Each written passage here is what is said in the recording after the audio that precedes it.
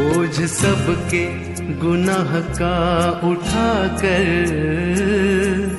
वो लिए जा रहा है। बोझ सबके गुनाह का उठाकर वो लिए जा रहा है।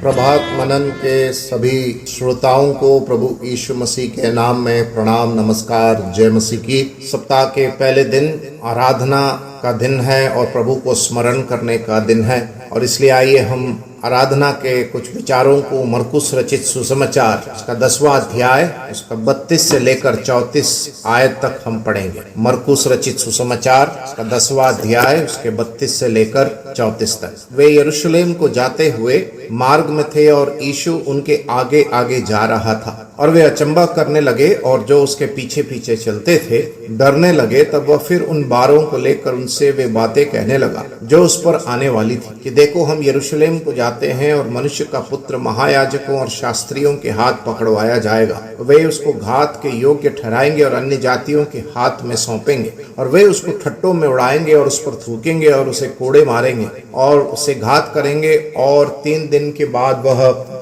जी उठेगा।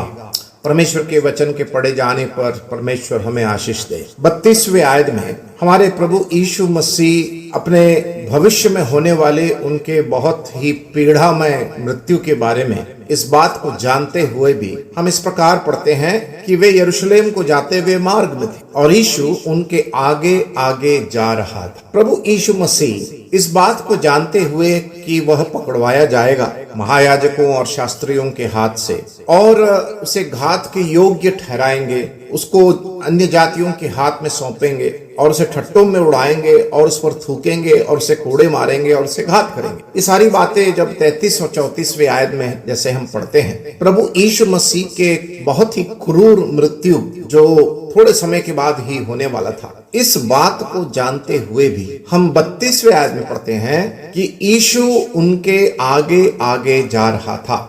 किन के आगे आगे जा रहा था? फसह का पर्व मनाने के लिए यरूशलेम में आए बहुत बड़ी भीड़ के आगे आगे जा रहा था। और उसके बाद हम पढ़ते हैं 32 के आखिरी भाग में, और जो प्रभु यीशु मसीह के पीछे थे वे अचंभा करने लगे। जो भीड़ उसके पीछे थी वे अचंभा करने लगे, और उसके पीछे पीछे जो चलते थे वो डरने लगे। जिसको डरना था वो आगे आगे चल रहा था, जिसको नहीं डरना था वो पीछे पीछे चल रहा। ये हमारे प्रभु यीशु मसीह के उस स्वभाव को दिखाता है। पिता परमेश्वर की इच्छा को पूरी करने के लिए, अर्थात हम जैसे नालायक नाचीज पापियों के लिए इस संसार में उस क्रूर मृत्यु को सूली पर सहकर तीसरे दिन जी उठने के लिए जो प्रभु यीशु मसीह तैयार होकर इस संसार में मनुष्य का रूप धारण किए थे, वो प्रभु यीशु मसीह हमारे लिए आगे आगे चल रहा था। हम लोग तो डरने वाले लोग थे, हम लोग तो अचंभा करने वाले लोग थे, हम लोग तो मृत्यु से डरने वाले लोग थे,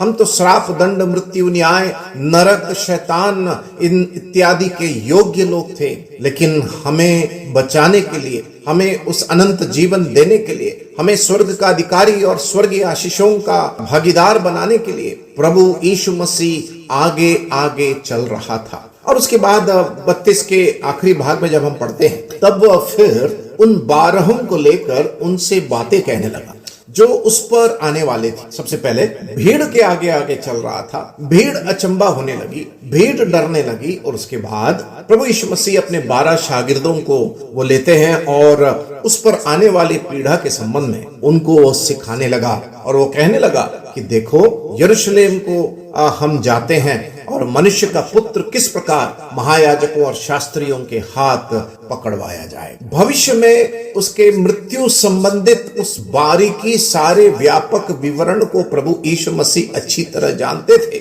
और इसीलिए पुराने नियम में ही भविष्यद्वक्ताओं ने उस प्रकार की क्रूर मृत्यु की भविष्यवाणी कर दी थी। और प्रभु यीशु मसीह उस भविष्यवाणी के आधार पर उस मृत्यु को सहने के लिए, मृत्यु तक आज्ञाकारी रहने के लिए वो आगे आगे चल रहा था। आइए हम इब्रानियों की पत्री उसका 10वां अध्याय उसके 19वें आयत में हम इस प्रकार पढ़ते हैं, सो हे भाइयों, जबकि हमें यीशु के लहू के द्वारा उस नए और जीवित मार्ग में पवित्र स्थान में प्रवेश करने का हियाव हो गया है, आज उस नए और जीवित मार्ग से पवित्र स्थान में प्रवेश करने का हियाव क्यों हो गया?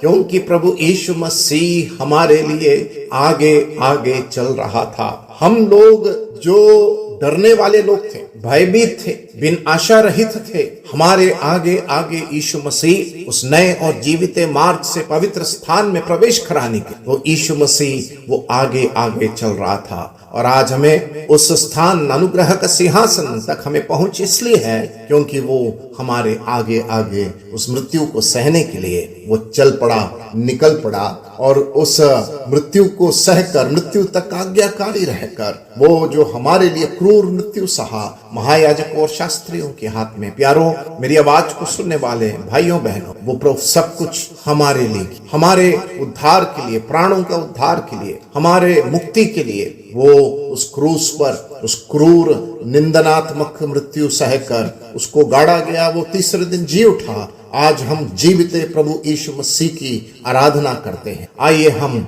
उस नए और जीवित मार्ग के द्वारा जो हमें पवित्र स्थान में प्रवेश करने का हियाव हुआ है, आइए हम परमेश्वर की आराधना करें, स्तुति करें और हम प्रभु से कहें, हे प्रभु, हम आपसे प्रेम करते हैं क्योंकि आप हमारे लिए उस मृत्यु को सहने के लिए आगे आगे चलते। परमेश्वर के बड़े नाम की क्या खता थी हमारे मसीह की, जालिमों ने जो उनको सजा दी।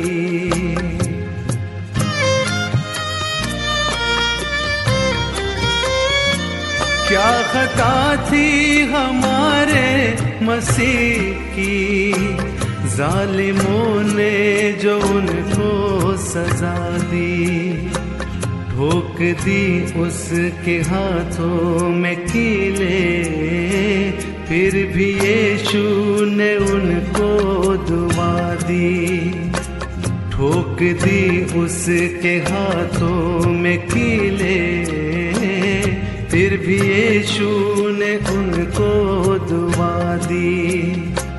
बोझ सबके गुनाह का उठाकर